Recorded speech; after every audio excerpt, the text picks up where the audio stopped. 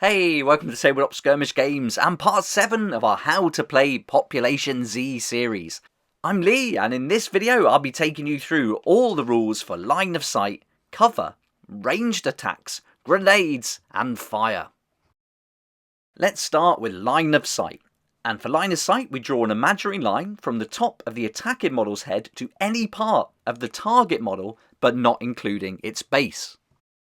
If a line can be drawn without crossing any obstruction, the target model is in the line of sight and the attacking model may attack them. If it's not obvious that the target model is in the line of sight, crouch down to table level and look from directly behind the head of the attacking model towards the target. Models can look and attack in any direction regardless of where they are facing. Be reasonable though, because flowing hair, small features or parts of weapons don't count. Now let's look at cover rules, and cover will give characters benefits when they are being attacked with ranged weapons or when an ability is used against them. There are two types of cover, light cover and heavy cover, but note that characters do not receive any type of cover when in melee combat. With light cover, if any part of a model, not including the base, cannot be seen because of terrain or another model, that model is in light cover.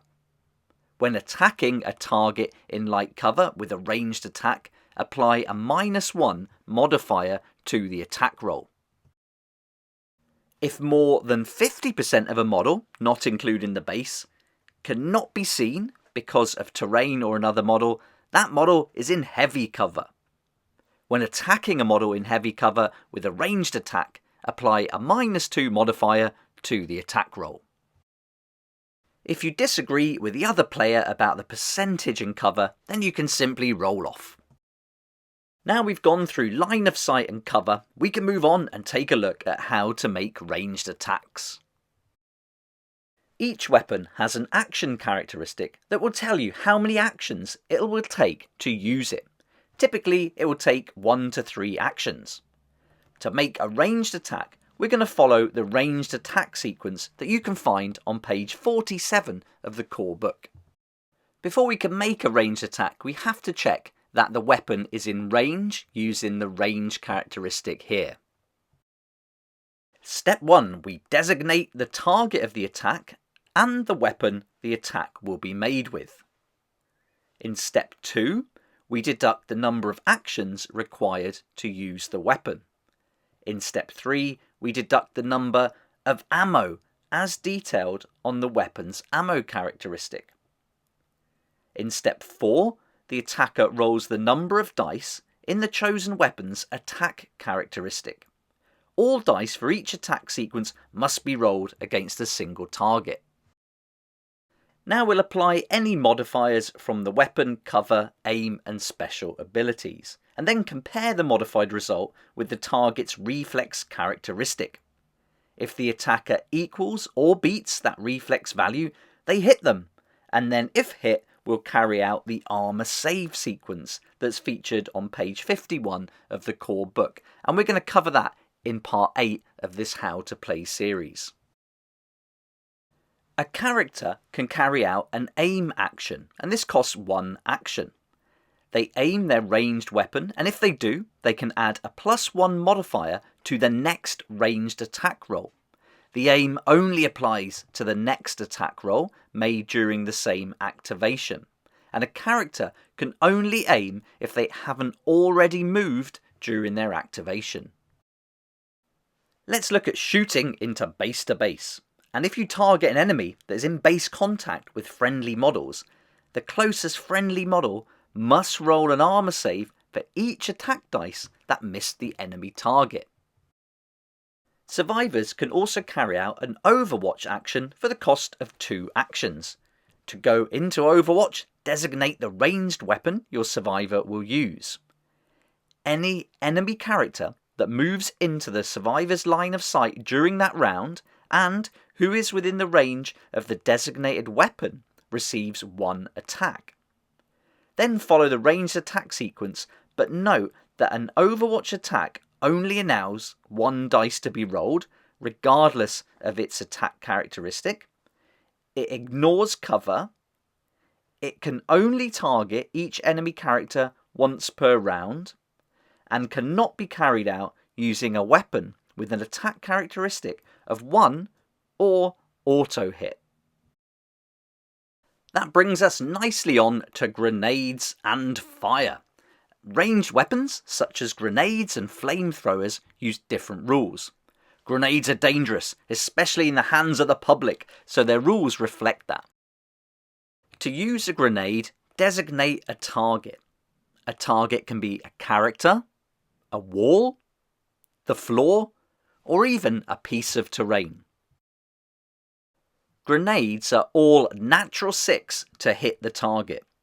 The target and the attacker's characteristics and modifiers have no effect. If the hit roll fails, scatter the grenade 1d3 from the target in a random direction, and then it will explode. Note that epic fails, natural 1s, detonate immediately in the attacker's hand. All grenades are single use. You cannot use the aim action when using grenades. We encourage you to be creative and try a trick shot. Grenades can be bounced off walls, and if a wall is chosen as the target, grenades will always scatter 1d3 inches, even if a 6 is rolled to hit. Always make the roll though, as you could roll a 1. Now let's look at fire special rules, and weapons with fire special rules will have the fire keyword on their weapon card. They've got some different damage rules too, and once a character takes damage from a fire weapon, they are classed as on fire and must follow these rules. First, the target takes damage as stated on the weapon's damage characteristic, and the target automatically takes 1 further damage at the start of each of their subsequent activations. If on fire, a player survivor can stop, drop and roll to put out the fire.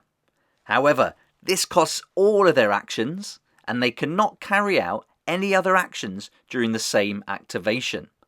NPCs cannot stop, drop and roll. Some fire weapons leave a 3-inch circle of fire that remains on the battlefield until the end of the attacking character's next activation.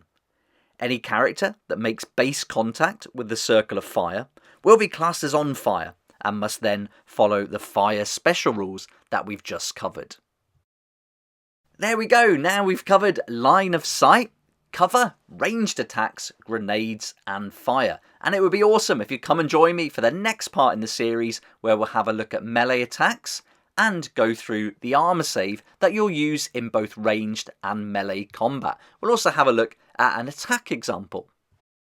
I hope you found this How to Play Population Z helpful so far, and there's still a few episodes to go of the series. There's 10 altogether. We've covered 7 now, so there's only 3 left, and in the following 3 episodes we're going to go through the melee attack and have a look at armor save before moving on and checking out the zombies and NPC rules. Then we'll have a look at starting a campaign and then have a thorough delve into what it takes to carry out a skirmish, and then following that one I'll do a video where we actually play a demo game with me and Nicholas so you can see exactly how the game works. And if you'd like to find out more about Population Z, check out the Pop Z book review that's already up on the channel that goes through everything in the book, and also the video that I've done for the asset book, which is an optional extra to enhance your game.